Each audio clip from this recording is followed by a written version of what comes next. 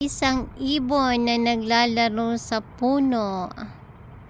Ang cute niya, nakikita niyo ba? Nagtatago siya dun eh. Tweet, tweet, tweet. Ayun. Nagtatago sila sa puno. Ang lamig na. Sana siya nandun. Nagtago na siya eh.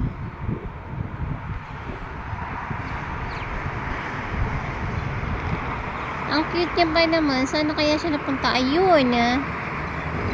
Oh, di ba?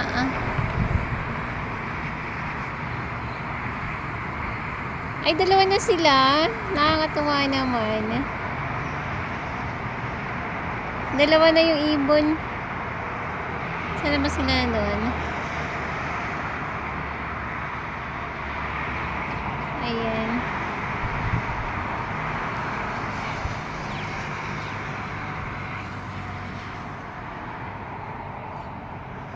Ayun sila, oh. Ang cute nila.